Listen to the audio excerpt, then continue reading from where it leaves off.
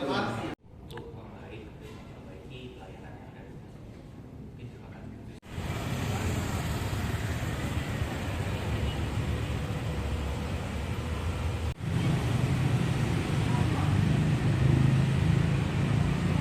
Kemana nih?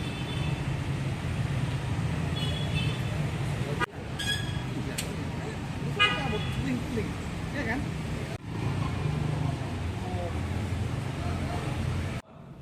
Perkenalkan, saya Dr. Alfred Sukumora, spesialis penyakit dalam yang bertugas sebagai penanggung jawab layanan dialisis di Rumah Sakit Jolang PJ.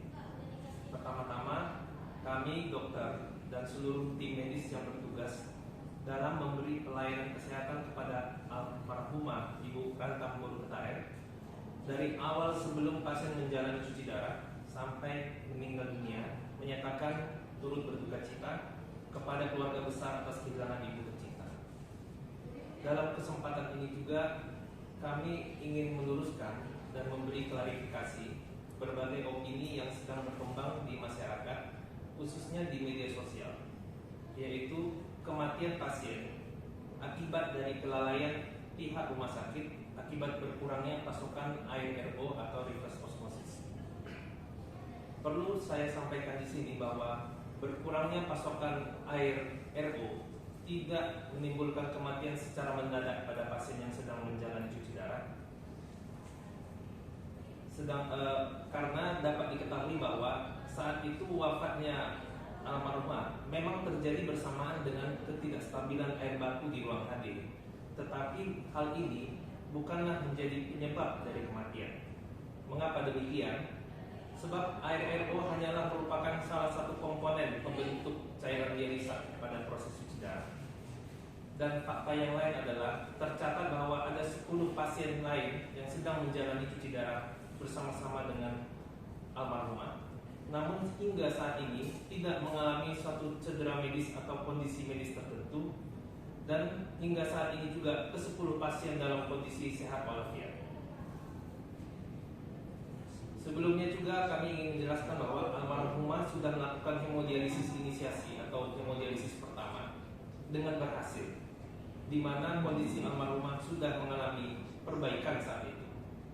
Setelah menjalani HD, pasien tidak mengalami sesak yang berat, sudah dapat berjalan secara mandiri dari kursi sofa ke tempat tidur yang berjarak lebih kurang 2,5 meter dan dapat mengucapkan salam. Bahkan meminta kalau bisa pulang pada hari itu dengan jelas dan tegas. Hal ini tentu menjadi saat yang membahagiakan bagi tim medis maupun keluarga. Pada hari kedua, pasien dalam kondisi cukup stabil dengan tanda-tanda vital yang layak untuk dilakukan cuci darah. Almarhumah masih sempat bertegur sapa dengan saya saat saya melakukan visiter di ruangan hemodialisis. Namun menurut penilaian saya, almarhumah tampak tidak bersemangat dalam menjalani HD yang kedua. Lalu apa penyebab kematiannya? Menurut kami adalah satu faktor usia, di mana lansia di atas 60 atau 65 tahun, seperti yang kita ketahui almarhumah sudah berusia 75 tahun, sebenarnya memiliki risiko untuk kematian 90 hari pertama saat menjalani cuci darah itu 15-25%, dan angka ini 2-3 kali lipat lebih tinggi daripada pasien yang berusia di bawah 60 tahun. Kematian yang mendadak ini sering disebabkan karena turunnya tekanan darah secara mendadak atau tiba-tiba, dan di mana risiko hipotensi atau turunnya tekanan darah saat hemodialisis ini bisa mencapai 30-50%. Artinya dari 100 pasien lansia yang menjalani cuci darah, maka ada risiko 30-50 orang itu menjalani tekanan darah yang turun secara mendadak. Dari fakta-fakta di atas, tidak mengejutkanlah jika kondisi almarhumah Ibu Rantam Boruketaer tiba-tiba mengalami ketidakstabilan saat hemodialisis dilakukan.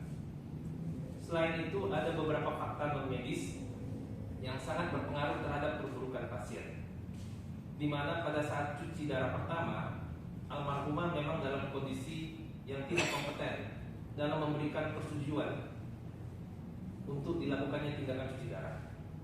Oleh sebab itu, karena pasien dalam kondisi kesadaran yang terganggu, maka persetujuan hemodialisis diambil alih oleh keluarga besar. Setelah menjalani dialisis pertama, pasien memiliki kesadaran yang membaik, namun tidak dapat sepenuhnya menerima bahwa dirinya harus menjalani cuci darah, apalagi jika harus rutin tiap minggu. Hal ini merupakan suatu kondisi biopsikososial ataupun emosional yang menjadi faktor risiko perburukan pada pasien cuci darah yang bisa ditandai dengan menurunnya kestabilan keadaan umum saat proses cuci darah. Perlu saya sampaikan juga bahwa hemodialisis bukanlah tindakan medis yang dapat menjamin kondisi almarhumah pasti akan membaik. Tindakan cuci darah tak lebih dari upaya kita menggunakan semua modalitas yang kita miliki dengan harapan dapat memperbaiki kualitas hidup pasien meskipun gangguan ginjal sudah sangat berat.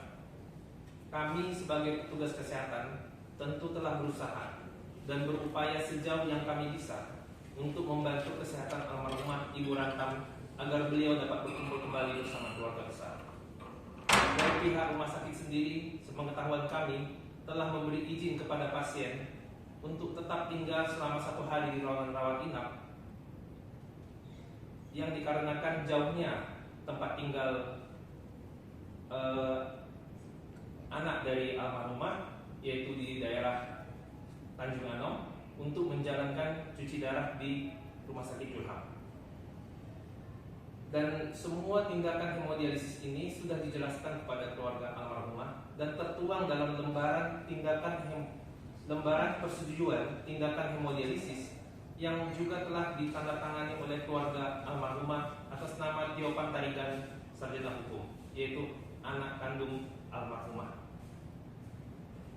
Sebagai manusia biasa, dari hati yang tulus dan lubuk hati yang terdalam, kami meminta maaf jika ada sikap maupun kata-kata kami yang tanpa kami sadari menyinggung perasaan. Sudah mulai melakukan analisa, melakukan mengenai adanya kekurangan atau pelayanan yang semuanya pasti berdasarkan SOP standar. Download Tribun X sekarang, menghadirkan lokal menjadi Indonesia.